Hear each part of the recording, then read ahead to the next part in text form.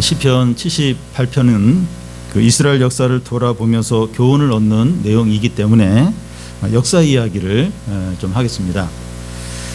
기원전 5세기 또 5세기 4세기 당시 이야기인데, 지금 우리가 이제 그리스 하면 이제 유럽에 있는 한 나라 이제 그리스를 생각을 하는데, 그 당시 그리스 하면 오늘날 그리스와 또 마케도니아 또 터키 주변의 섬들과 에게해 이제 많은 섬들이 있는데 그 섬들을 다 이렇게 포함해서 그리스라고 했습니다. 그 당시에 그리스의 이 대표적인 도시 국가들은 아테네와 또 스파르타와 또 고린도, 테베 이제 그런 도시입니다. 그리스가 세계 역사적으로 가장 이제 번역을 누린 때가 기원전 5세기 초 페르시아 대국과 이제 전쟁을 이제 할 때인데, 마라톤 전쟁 또 살라미스 해전에서 이제 그리스 연합군이 이기면서 그 그리스가 최고의 번영을 이제 누리게 됩니다. 이 페르시아 대군을 상대로 이제 그리스 연합군이 승리할 때 이렇게 리더했던 그 도시 국가가 아테네였습니다. 그때부터 아테네가 이제 80년 동안 그리스 지역을 이제 주도하게 됩니다. 그런 후에 이제 스파르타가 또 30년 동안 그리스 지역을 주도를 하고, 그 후에는 테베가 이제 9년 동안 지배를 하게 됩니다. 그 이후에는 이제 마케도니아가 이제 그리스뿐만 아니라 온 세계를 이제 정복을 이제 하게 됩니다. 그런데 이 마케도니아가 원래 그 어떤 도시 국가였는가 하면 그리스 지역에서 이제 가장 북쪽에 위치해 있는데 주로 이제 농사를 짓고 모든 부분에서 제일 낙후된 그런 도시 국가였습니다. 그 당시에도 이제 올림픽이 이제 있었는데 그리스의 모든 이제 도시 국가들이 참여를 했는데 마케도니아는 300년 동안 초대를 받지 못했습니다. 그러니까 그렇게 300년 이전부터 막 그 올림픽이 있었는데 이 마케도니아만 이제 초대를 못 받은 겁니다. 그 정도로 이제 그 그리스 도시 국가 중에서 제일 낙후된 그런 도시였습니다. 이 그리스의 도시 국가들과 이제 정치 형태를 비교를 이제 해도 아테네는 민주 정치, 그리고 스파르타는 과도 정치라고 해가지고 5명의 어떤 지도자가 이렇게 국가를 이끄는 이제 그런 어떤 형태였는데, 이 마케도니아만 왕이 다스리는 그런 정치를 이제 했습니다. 이 정치 형태만 봐도 이 마케도니아는 제일 뒤떨어져요. 같은 도시 국가인데 뭐 민주 정치를 하고 또 과도 정치를 하고 이런데 이제 이 마케도니아만 제일 뒤떨어진 어떤 그런 왕정을 이제 갖고 있었습니다. 그런데 이 기원전 4세기 초에 이제 빌립이라는 사람이 이제 마케도니아의 왕이 되면서 그리스 도시 국가를 다 정복을 해요. 그러면서 주도권을 쥐게 됩니다. 이제 빌립 왕의 아들이 이제 알렉산더인데, 그는 이제 소아시아와 또 이집트, 중동, 페르시아까지 다 정복을 하게 됩니다. 아테네는 이제 그 당시에 가장 앞선 이제 민주 정치를 이제 하고 있었기 때문에 가장 번영하고 행복한 그런 도시 국가가 이제 될 것 같은데 실상은 그렇지 않았습니다. 아테네는 이제 시민들이 이제 애국심이 있고 경제가 좋을 때는 좋아요. 근데 상황이 어려워지면 시민들이 민주 정치를 하니까 막 하고 싶으면 옳은 이야기는 해요. 막 하는데 아무도 책임을 안 지는 겁니다.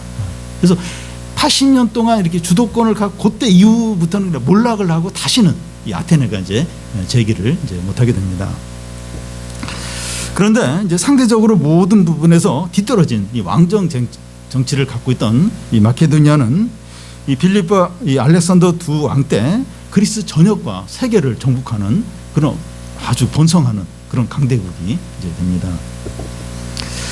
세계 역사가 이제 흘러가는 걸 보면 사람의 생각하고 달라요. 다르게 이렇게 흘러가는 것을 보게 됩니다. 참 세계 역사는 하나님이 다스리시는구나 하는 것을 우리가 이제 느낄 수 있습니다. 시편 78편은 이제 이스라엘 역사를 다루는데 단지 이제 그 역사를 그냥 나열하는 게 아니라 그 의미를 생각하고 교훈을 찾습니다. 어떤 의미인가 하면 그 이스라엘의 불신앙의 뿌리를 찾아서 다시 반복하지 않도록 이제 하는데 목적이 있습니다. 우리가 이스라엘 역사를 살펴보면서 이제 깨달아야 할 것은 두 가지입니다. 하나는 하나님 어떤 분인가 하는 것이고, 다른 하나는 인간은 어떤 존재인가 하는 겁니다. 사람들이 이 두 가지를 잘 몰라서 불행하고 고통스러워하고 결국은 망하게 됩니다. 하나님이 어떤 분입니까? 이 38절을 보면 오직 하나님은 긍휼하심으로 죄악을 덮어주시어 멸망시키지 아니하시고 그의 진노를 여러 번 돌이키시사 그의 모든 분을 다 쏟아내시지 아니하시는 분입니다. 하나님의 본성은 진노와 심판이 아니라 자비입니다. 할 수 있으면 모든 사람을 구원하기를 이제 원하시기 때문에 오래오래 이제 기다리십니다. 인간은 어떤 존재입니까? 39절을 보면 그들은 육체이며 가고 다시 돌아오지 못하는 바람이라는 겁니다. 인간은 정욕대로 행하고 죄를 이제 좋아하는 부패한 존재로서 이 바람처럼 험하다는 겁니다. 사람의 본질은 티끌이에요. 사람의 실체는 풀의 꽃처럼 금방 시들어버립니다. 그래서 사람은 겸손해야 돼요. 하나님을 이제 의지해야 되고 구원이 필요한 존재입니다. 그래서 참 이 하나님이 어떤 분인가, 또 인간이 어떤 존재인가 이걸 아는 게 얼마나 중요한지 모릅니다. 이스라엘 역사는 이 두 가지, 곧 하나님이 어떤 분인가, 또 인간은 어떤 존재인가 하는 것을 보여주는데 먼저 하나님 어떤 분인가 하는 것을 살펴보겠습니다. 44절에서 55절까지인데 어떤 내용인가 하면 그 애굽에서 10가지 재앙과 또 홍해가 갈라지면서 건너게 하는 일과 또 광야에서 이스라엘 백성들을 인도하신 일과 또 가나안에 사는 족속들을 다 몰아내고 그 땅을 차지하게 하시는 그런 내용입니다. 먼저 애굽에 있는 10가지 재앙인데 여기서는 10가지 재앙을 다 언급하지 않고 몇 가지만 언급을 하고 있습니다. 애굽에 있는 재앙을 이제 살펴보기 전에 왜 하나님께서 애굽에 재앙을 내리셨는가를 생각을 해보면 그 애굽에 머물고 있는 이스라엘 백성들의 숫자가 급격하게 증가하자 애굽 왕 바로가 불안해하면서 그 이스라엘 백성들의 숫자를 줄이기 위해서 강제 노역을 시키고 또 남자들이 태어나면 나일강에 던져 넣으라고 이제 명령을 이제 합니다. 모세가 애굽 왕 바로에게 찾아가서 하나님 말씀을 전하면서 내 백성을 보내라 이렇게 하는데 애굽 왕 바로가 계속 거부를 해요. 계속 막 하나님을 대적을 합니다. 그래서 10번에 거친 재앙이 애굽에 내리게 됩니다. 44절을 보면 그들의 강과 시내를 피로 변하여 그들로 마실 수 없게 하시며 하는데 나일강은 애굽의 신이에요. 또 애굽을 번영케 하는 원천입니다. 그런데 나일강이 피가 된다고 하는 것은 마실 물이 없어요. 농사도 지을 수 없고 결국은 이제 애굽이 망한다는 것을 이제 의미하는 건데 애굽 사람들에게는 엄청난 이제 충격입니다. 또 45절을 보면 새파리 떼를 그들에게 보내어 그들을 물게 하시고 개구리를 보내어 해하게 이제 하셨다는 겁니다. 여기 새파리는 일반적인 파리를 말하는 것이 아니라 소나 말이나 가축들의 가죽을 뚫고 들어가서 피를 빨아먹는 그런 파리를 말합니다. 새파리 떼가 이 가축에게 새까맣게 붙어서 이제 피를 빨아먹으면 이 가축이 바짝 말라요. 결국 이제 죽게 됩니다. 또 개구리 떼가 이제 애굽 사람들의 집이나 궁정으로 막 들어가고 사람에게도 막 기어 오르는 겁니다. 침대 안에도 있고 주방에도 있고 화장실에도 있고 미치는 겁니다. 어디를 가나 개구리가 그러니까 막 미쳐버리는 겁니다. 46절에는 그들의 토산물을 황축에게 주셨고 그들이 수고한 것을 메뚜기에게 주셨다는 겁니다. 이 메뚜기 떼는 요즘에도 아프리카, 러시아, 중국에 막 이렇게 돌아다니는데 떼로 이제 다니는데 한번 메뚜기 떼가 지나가면 파란 게 아무것도 없을 정도로 황폐가 됩니다. 그러니까 산불이 나서 모든 게 타버린 것처럼 그런 이제 상태가 됩니다. 애굽은 땅이 이제 비옥하기 때문에 곡창지대로 이제 유명한데 메뚜기 떼가 한번 지나고 나면 아무것도 먹을 게 아무것도 이제 없는 겁니다. 47절을 보면 그들의 포도나무를 우박으로 그들의 뽕나무를 서리로 이제 죽였다 이제 하는데 우리나라에도 여름에 한 번씩 이제 우박이 이제 내릴 때가 있어요. 그러면 사과와 이 배 가수원들 또 채소밭 이런 게 완전히 쑥대밭이 되어버립니다. 애굽 온 땅에 예상치 못한 엄청난 우박이 쏟아져서 포도나무와 뽕나무와 모든 식물들이 다 망가지는 거예요. 과일도 다 떨어져 버리는 겁니다. 또 48절에 보면 그들의 가축을 우박에 그들의 양떼를 번갯불에 넘기셨다 하는데, 여기 우박은 큰 우박이에요. 축구공만한 이제 우박, 그런 우박인데 들어있던 가축들이 우박에 맞아 죽는 거예요. 또 양떼들의 막 번개가 쳐가지고 양떼들이 또 막 몰살을 하는 겁니다. 또 50절 끝에 보면 그들의 생명을 전염병에 붙이셨다고 하는데, 코로나19 같은 전염병이 터져서 많은 사람들이 이제 죽는 겁니다. 51절에는 그 애굽에 내린 10번째 재앙으로 가장 무서운 이제 재앙인데요. 애굽에서 모든 장자 곧 함의 장막에 있는 그들의 기력에 처음의 것을 이제 치셨다는 겁니다. 애굽의 모든 가축 중에 첫 번째 되는 것과 각 가정의 자녀들 중에서 이 장남, 이 첫째 되는 자녀를 쳐서 죽게 하신 겁니다. 이 장남을 친다고 하는 것은 기력의 시작을 끊어버리는 겁니다. 물론 뭐 이렇게 장남이든 차남이든 다 중요하지만 이 장남들을 다 친다, 이건 뭔가 시작, 기력을 그냥 끊어버리는, 그 굉장히 엄청난 충격이죠. 예, 이제 그런 일이 이제 애굽에 이제 일어났습니다. 여호와 하나님께서 어떤 마음으로 이런 10가지 재앙을 일으켰습니까? 49절 앞에 보면 그의 맹렬한 노여움과 진노와 분노와 고난을 이제 보내셨습니다 이제 하는데, 하나님께서 자기 백성을 종삼으려면서 이렇게 내보내려고 하지 않는 애굽 왕과 그의 백성들에 대해서 노여움, 불같은 노여움을 쏟아 부었다는 겁니다. 애굽 왕 바로는 이제 10번째 재앙으로 자기 이제 장남뿐만 아니라 애굽 가정의 장남들이 다 죽는 것을 보면서 이스라엘 백성들을 내보내게 됩니다. 그런데 애굽을 탈출한 이스라엘 백성이 홍해 앞 바다에 갇혀 있다, 이런 그 소식을 듣고 애굽 군대를 이제 끌고 이제 추격을 합니다. 앞에는 바다이고 양옆에는 산이고 또 뒤에는 애굽 군대가 이제 추격하는 가운데 하나님이 어떤 일을 이제 행하십니까?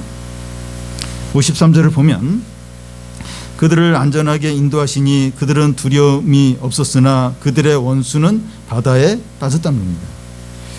하나님은 홍해를 갈라서 이스라엘 백성들을 건너게 하셨습니다. 이것을 보고 애굽 군대도 홍해에 갈라진 길로 막 이렇게 따라갔어요.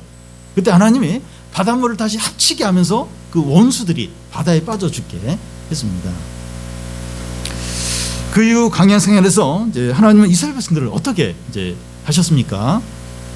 52절에 그가 자기 백성은 양같이 인도하여 내시고 광야에서 양떼같이 지도하셨도다. 양은 지혜가 없어요. 힘도 없어요. 그리고 지금 상황은 사막입니다. 하나님은 이스라엘 백성들을 목자가 양을 돌보듯이 또 인도하듯이 낮에는 구름 기둥으로 밤에는 그 불 기둥으로 인도하시고, 또 하늘에서 만나가 내려서 먹게 하시고 반석에서 나는 물을 마시게 하셨습니다. 광야 40년 동안 굶주려 죽거나 갈증 때문에 뭐 수분이 부족해서 죽거나 또 다른 나라의 공격으로 목숨을 잃거나 전염병으로 죽거나 또 다른 어떤 사고나 위험으로 죽은 경우가 없었습니다. 예외적으로 반역을 해가지고 땅이 갈라지거나 불뱀에 물려서 죽은 경우는 있어도 다른 원인으로 이스라엘 백성들이 죽은 경우는 한 번도 없었습니다. 하나님께서 200만 명을 40년 동안 광야에서 얼마나 성실하게 인도하시고 보호하시고 돌보셨는지 모릅니다. 우리가 이것을 생각하면서 지금 코로나 상황인데 너무 우리가 염려하지 않도록, 아니 그 하나님 이스라엘 백성을 200만 명이 넘는 이스라엘 백성을 광야에서, 아무것도 없는 광야에서 40년 동안 그들이 반역해가지고 땅이 갈라져서 죽고 또 막 불뱀에 물려 죽은 경우는 있어서도 뭐 배고파가지고 막 목말라가지고 또 다른 나라가 막 공격해서 하나님이 안 막아주셔가지고 거기 막 칼에 맞아 죽고 그런 경우는 한 번도 없었다는 거예요. 그렇게 하나님이 신실하게 성실하게 돌보셨다면 우리 코로나의 상황 심각하긴 하지만 하나님께서 이 가운데서도 지켜주신다, 보호하신다. 우리가 이걸 이제 믿어야 됩니다. 그뿐만 아니라 하나님의 인도하심에서 제일 중요한 것은 이제 가나안에 들어가서 차지하게 하신 겁니다. 54절, 55절을 우리 한 절씩 교대를 읽겠습니다. 그들을 그의 성소의 영역 곧 그의 오른손으로 만드신 산으로 인도하시고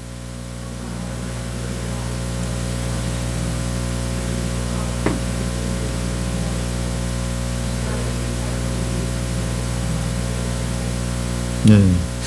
하나님은 가나안에 살던 강한 족속들을 다 쫓아내시고 그 땅을 이스라엘 백성들에게 지파별로 나누어 주셔서 그들이 심지 않은 포도원과 그들이 짓지 않은 집에 살도록 하셨습니다.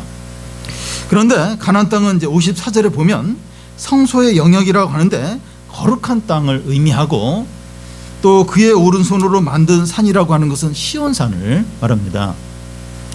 이스라엘 백성들이 들어가서 사는 가나안은 하나님께서 함께 하시는 거룩한 땅이었습니다. 가나안은 적과 흐르는 이 비옥한 땅일 뿐만 아니라 참 하나님의 성소가 있는 거룩한 곳입니다. 이것을 이제 다 이제 종합을 해보면 하나님은 애굽에 종되었던 이스라엘 백성을 10가지 재앙으로 그 애굽을 쳐서 구원내시고 홍해를 갈라서 건너게 하시고 광야에서는 목자가 양을 돌보듯이 신실하게 인도를 하시고 또 조상들에게 약속하신 가나안 땅을 차지해서 얻게 하셨습니다. 이스라엘의 역사는 하나님이 어떤 분인가 하는 것을 보여주는데 은혜와 사랑이 풍성해요. 또 인도와 돌보심이 너무나 신실하고 지혜와 능력이 넘치고 거룩과 영광이 충만합니다. 여호와의 선하심을 맛보아 알지어다 하는데 우리가 하나님을 더 알아야 돼요. 그러니까 방금 우리가 좀 이렇게 간단하게 이렇게 조금 빨리 살펴봤는데 그 애굽에서부터 가나안에 들어오는 이 과정을 볼 때 하나님 얼마나 신실하신가, 얼마나 은혜가 넘치시는가, 하나님의 능력이 얼마나 대단한가, 이걸 우리에게 보여줘요. 그래서 여호와의 선하심을 맛보아 알지어다 하는데 우리가 하나님을 더 알고 더 배우고 더 이거 하나님을 경험하는 게 필요합니다. 우리가 하나님을 알면 알수록 더 행복해요. 더 풍성하고 더 사랑하게 되고 더 능력이 있게 되고 더 담대하게 됩니다. 여호와를 아는 것이 우리의 힘이다 이렇게 하는데 우리가 이제 이렇게 하나님을 알 때 이 코로나로 인한 우울증 이런 걸 다 이기게 돼요. 그렇지 않으면 자꾸 불안하고 막 자꾸 이렇게 두렵고 하나님을 더 하나님 어떠신 분인가 그러면 뭐 마음에 기쁨도 생기고 능력도 생기고 담대해지죠. 그런데 하나님께서 행하신 일들과 이스라엘 백성은 어떤 관계가 있습니까? 43절을 보면 그때 하나님이 애굽에서 그의 표적들을 소환들에서 그의 징조를 나타내사 하는데 이 소환은 이스라엘 백성들이 사는 애굽의 한 도시를 이제 말합니다. 그러니까 이스라엘 백성들이 애굽에 살 때 이렇게 모여있던 한 도시가 이제 소환입니다. 하나님은 애굽에 살고 있는 이스라엘 백성들 앞에서 10가지 재앙을 일으켰기 때문에 이스라엘 백성들이 다 경험을 했어요. 그 10가지 재앙을 다 보았습니다. 그들은 홍해가 갈라진 길로 걸었고 광야에서 하나님의 인도를 받았고 하나님이 주신 가나안 땅에 들어가서 차지했습니다. 그들은 하나님께서 행하신 기적들을 다 보았고 경험을 했고 그걸 경험하지 못했으면 자기들 부모를 통해서 그 이야기를 들으면서 간접적으로 경험을 했습니다. 그러니까 우리가 살펴본 이 모든 기적들, 이 놀라운 하나님의 능력들은 이스라엘 백성들이 다 봤어요. 경험하고 직접 경험하지 않았으면 부모님이 하는 얘기 들어서 간접적으로, 그러니까 부모님이 다 그 경험을 한 거니까 얼마나 생생하게 그 얘기를 들었겠습니까? 그러니까 간접적으로 다 경험을 해서 너무나 잘 알아요. 하나님의 은혜와 사랑과 능력과 구원에 대해서 너무나 이제 잘 알고 있습니다. 그런데 이 모든 것을 보고 경험한 이스라엘 백성들은 하나님에 대해서 어떠했습니까? 40절, 41절을 우리 한 절씩 교대 읽겠습니다. 그들이 광야에서 그에게 반항하며 사막에서 그를 슬프게 함이 몇 번인가?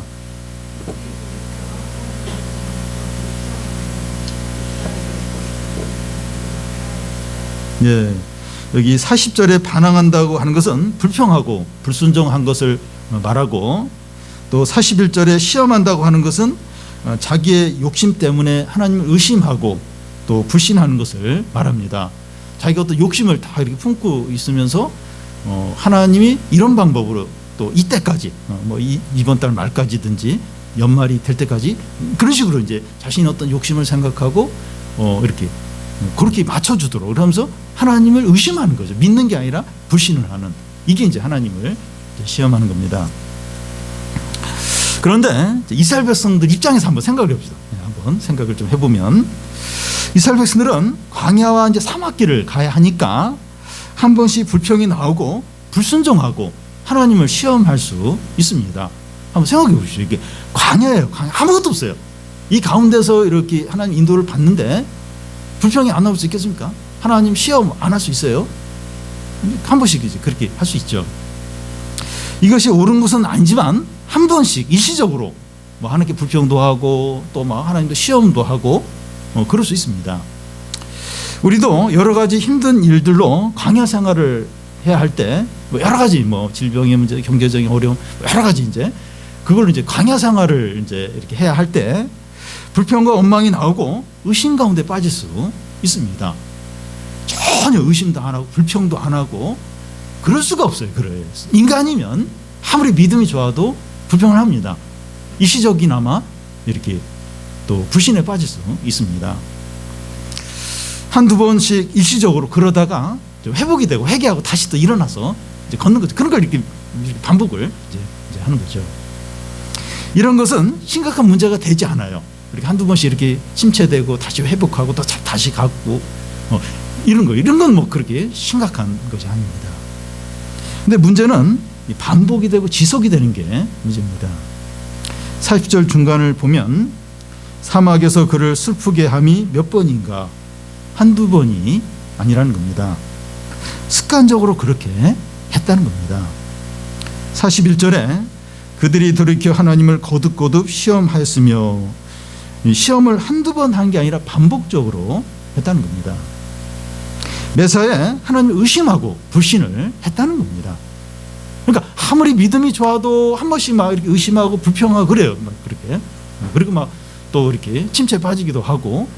근데 습관적으로 지속적으로 그러니까 대부분이 불신하고 의심하고 시험하고 한 번씩 조금 그냥 반짝 이렇게 약간 믿음을 보이는 것 같다가 대부분이 이제 불평과 시험과 불신과 이렇게 보내는 거, 이게 문제죠.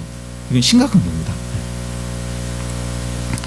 여러분, 죄의 특징이 무엇인가 하면 반복적이고 일관되고 습관적이라는 겁니다. 죄가 겉으로 드러나서 문제가 될 때는 이미 속으로 수없이 반복이 되고 습관적이 되어 버렸다고 할 수 있습니다. 그러니까 뭔가 이렇게 심각한 죄가 한 번씩 드러나는 경우가 있어요. 사람들. 근데 그래도 그 사람은 한 번쯤은 그렇게 한 것이 아닌가.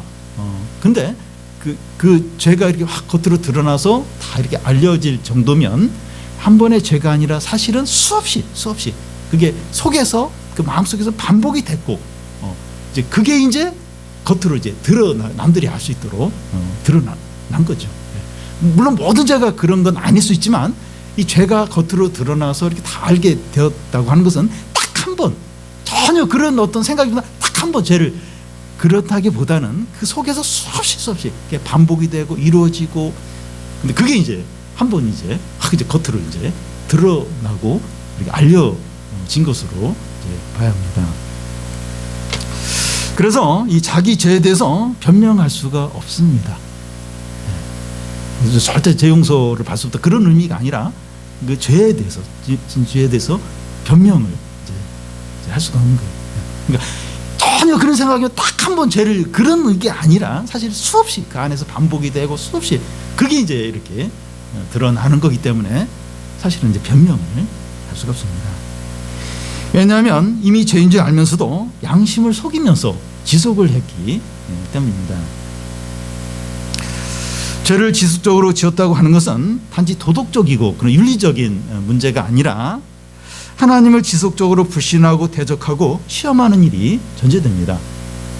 여러분, 어쩔 수 없이 죄를 한번 짓는 이런 경우는 좀 이렇게 그냥 이렇게 좀 그렇지 않다고 볼 수 있는데, 어떤 죄를 반복적으로 계속 짓는다고 합시다. 어떤 죄를 이제 그러려면, 그렇게 반복적으로 지으려면 계속해서 하나님을 이렇게, 하나님을 불신하고 하나님을 대적하고 그러는 마음이 전제가 되면서 죄가 계속 습관적으로 반복적으로 지속이 될 수 있다는 겁니다. 그러니까 이 세상에서는 그냥 하나님을 인정 안 하니까 그냥 윤리적인 도덕적인 문제로 그냥 여겨요. 그러니까 좀 그래서 교육을 잘 받고 또 이렇게 뭔가 이렇게 무슨 시간을 수료를 하고 또 상담을 받고 이러면 그런 죄 문제가 해결된다고, 그럼 단지 윤리적인 문제로 생각을 하는데 죄가 그렇게 간단한 게 아니에요. 우리가 어떤 죄를 반복해서 지속적으로 지으려면 먼저 그 전제가 뭔가 하면 하나님을 불신하고 하나님을 대적하고 하나님을 시험하고 그런 일이 반복이 되면서 계속 죄를 반복적으로 지속적으로 짓게 된다는 겁니다. 그러니까 딱 걸려요. 하나님이 걸려요. 죄를 이렇게 지을 때 이거 죄인데 이거 하나님 싫어하는 건데, 그럼에도 불구하고 죄를 지어야겠다. 계속 반복적으로 짓게 되면 그 하나님을 그 마음속에서 이제 딱 밀어내고 불신하고 하나님을 불신하고, 그게 이제 먼저 이제 전제가 되면서 죄가 반복적으로 이제 짓게 되는 겁니다. 그러니까 죄가 악한 겁니다. 그리고 무선 심판을 받게 되는 거예요. 죄가 왜 그럴까? 죄가 뭐 선악과 이렇게 땀을 그렇게 그런 죄인가? 그런데 마음속에서 하나님을 불신하고 하나님 멸시하고 그게 먼저 전제가 되면서 이제 딱 이제 죄를 짓게 되는 거죠. 그래서 우리가 죄를 안 지을 수가 없어요. 죄를 이렇게 한 번씩 그리고 막 이렇게 하나님 불신하고 그렇게 되지 않을 수가 없어요. 근데 그게 일시적으로 그리고 계속 이렇게 또 이렇게 그 반복해서 죄를 질려가면 하나님 생각이 나요. 하나님이 이렇게 하나님 말씀도 생각이 나고 하나님이 그거 아닌데 그게 막 느껴져요. 그럴 때 이제 빨리 마음을 바꿔서 그래, 내가 좀 한두 번 그렇게 했지만 이렇게 반복하면 안 돼. 그래서 그걸 마음을 바꾸고 하나님께 순종을 해야지. 계속해서 그걸 무시하면서 하나님을 무시하면서 하나님을 멸시하면서 하나님을 거부하면서, 그래서 계속 반복해서 욕심대로 행하고 작은 죄가 아닙니다. 그러니까 이게 뭐 남 얘기 아니라 저 안에서 이제 이걸 느끼는 거죠. 저 안에서 그걸 느끼고 우리가 이제 그런 걸 이제 경험을 이제 하는 겁니다. 그러면 제가 습관화되지 않으려면 어떻게 해야 됩니까? 이렇게 습관화하고 지속이 안 돼야 되는데 어떻게 해야 될까요? 42절을 우리 같이 한번 읽겠습니다. 그들이 그의 권능의 손을 기억하지 아니하며 대적에게서 그들을 구원하신 날도 기억하지 아니하였도다. 이스라엘 백성이 하나님께 반복해서 반항을 하고 거듭해서 시험한 이유가 하나님의 권능의 손과 구원하신 날을 기억하지 않았기 때문이라는 겁니다.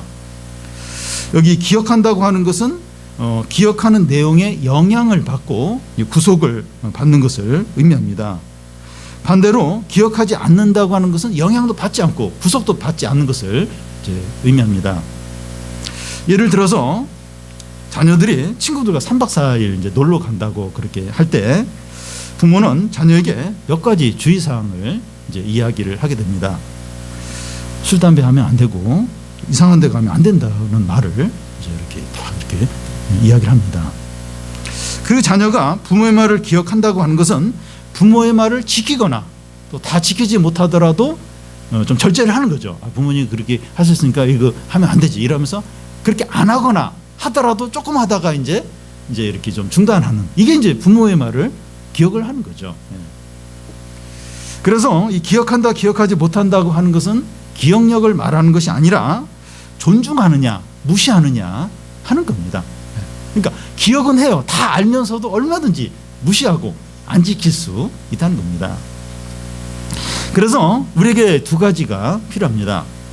하나는 하나님께서 행하신 일, 곧 하나님의 말씀을 지적으로 기억을 하는 것이고, 다른 하나는 그것을 존중하고 지키는 겁니다. 그래서 존중하는 게 왜 중요한가 하면 하나님 말씀을 얼마든지 머리로 기억을 할 수 있어요. 근데 존중을 안 할 수 있다, 무시를 할 수가 있는 거예요. 그냥 그렇게 하면서 그냥 자기 욕심대로 이렇게 할 수가 있다는 거예요. 그래서 하나님의 행하신 일, 하나님 말씀을 기억을 하는 거예요. 기억을 하고 그걸 존중을 하는, 존중, 신뢰를 하는 거예요. 그래서 그 말씀대로 이제 행하는 거죠. 그래서 우리는 하나님의 말씀을 가까이 하면서 하나님의 행하신 일들을 기억하고 생각을 해야 됩니다. 그러면서 그것을 존중하고 신뢰하고 하나님 뜻대로 행하는 거죠. 요즘 코로나로 집에 있는 시간이 많고 혼자 있는 시간이 이제 많은데요. 참 이번 연말은 좀 그죠? 예년하고 달라요. 그래서 뭐 모임도 하지 말라고 하고 또 교회도 사실은 좀 바쁘잖아요, 그죠? 이 연말에 성탄절 앞두고 바쁜데 교회도 안 바빠요. 교회도 뭐 이렇게 교회도 이렇게 좀 올 수도 있고 이제 못 올 수도 있고 또 올래도 또 조금 조심스럽기도 하고 그러니까 시간이 많아요. 시간이 많습니다. 하나님의 말씀을 읽고 듣고 묵상하면서 하나님께서 행하신 일들을 기억하고 생각하며 하나님을 더 알아가면 좋겠습니다. 얼마나 삶이 풍성하고 행복하고 담대해지는지 몰라요. 이렇게 하나님을 이렇게 생각을 하는 거예요. 하나님 기억을 하는 거예요. 또 이렇게 묵상을 하는 겁니다. 하나님이 행하신 일들, 하나님 말씀들 하면서 하나님 어떤 분이신가. 마음의 우울함들, 두려움들, 염려들 싹 올라가세요. 근데 이렇게 하나님 말씀으로 이렇게 하나님 생각 안 하고 뉴스만 보면 뉴스 보면 반복이 되잖아요. 반복. 이렇게 너무 이제 힘든 거예요. 불안하고 걱정이 되고 하나님 가까이 하면서 하나님 말씀 묵상 하는 거죠. 우리 자녀들이나 가족이나 교인들이나 가까운 사람들에게 권하는 거예요. 권해서 하나님을 묵상하고 알아가도록 하면 좋겠습니다. 우리 자신도 그럴 뿐만 아니라 우리 가족들 시간이 많으니까 우리 젊은 사람들 청소년들은 이렇게 핸드폰 우리도 핸드폰 보다가도 텔레비 보고 또 핸드폰 보고 텔레비 보고 밖에 나갈 수도 없고 이러니까 가족들은 다 핸드폰만 보고. 근데 우리 좀 하나님을 생각하자고, 우리 하나님 묵상하자고 이렇게 좀 나도 그렇고 우리 가족들도 그렇고 가정 예배 한 번도 드린 적이 없다면 가정 예배도 한번 드려보는 거예요. 이럴 때 한번 가정 예배 드리죠. 언제 드리냐. 그래서 우리 좀 같이 나누고.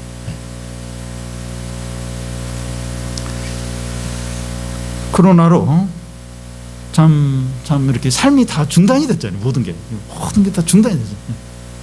하나님 왜 이렇게 코로나를 이렇게 허락을 하셨을까? 왜 모든 걸 못하도록 다 막으셨을까? 왜 교회마저 못 오도록, 성탄절 행사마저 못하도록, 또 성탄절 행사 준비하다 보면 막 시간이 많이 걸리잖아요. 물론 이제 주님께 찬양을 드리는 건데, 근데 그것마저 없는 거예요. 이 시간을 어떻게 해야 되니까? 성탄절이고 이런데 이 시간을 어떻게 해야 되니까? 하나님을 가까이, 말씀을 가까이, 하나님 행하신 일들을 쭉. 전에는 바빴어요. 시간이 없어요. 사람들 만나야 되고 정신 없었어요. 근데 지금 모든 게 다 중단이. 혼자 집에 있는 시간이 많고, 우리가 좀 그렇게 시간을 보내면 좋겠습니다. 하나님을 기억하는, 하나님을 생각을 하는 거예요. 그래야 그 불평과 또 원망과 시험하는 것과 불신이 안 생겨요. 여러분, 하나님을 이렇게 묵상 안 하면, 하나님을 기억 안 하면 반드시. 왜냐하면 상황은 보니까 듣는 것만 생각을 하니까 불평하고 원망하고 두려워하고 침체에 빠지고 하나님 시험하고 그럴 수밖에 없어요. 이스라엘 백성들이 그렇게 했으니까 기억을 해요. 말씀을 기억하고. 진짜 지금은 그럴 시기라고 생각이 됩니다. 여러분, 한 번씩 참 이게 어떻게 된 세상인가 지금. 그래서 한 번씩 이렇게 실감이 안 나. 지금 뭐 하는 건가 지금 뭐 하는 건가 지금. 우리가 좀 뭘 해야 되는가, 뭘 해야 되는가. 왜 하나님 이스라엘을 광야로 내몰아서 40년 동안 돌게 하셨는가? 사람이 떡으로 사는 게 하나님 말씀, 하나님 묵상하도록, 하나님 생각하도록. 이스라엘 백성들은 40년 돌면서 별로 생각 안 했어요. 그래서 대부분 또 다시 광야에서 또 이렇게 죽고 그랬는데, 우리 모든 성도들이 말씀을 통해서 하나님이 어떤 분인가, 또 인간은 얼마나 부패한 존재인가 하는 걸 분명히 상고합니다. 그래서 우리가 좀 하나님을 묵상하고 기억함으로 불평과 또 시험하는 것과 불신하는 것, 그런 거 더 이상 하지 않고 좀 하나님을 신뢰하고 믿음으로 살아서 좀 풍성하고 행복하고 능력 있는 삶을 다 사시기를 바랍니다.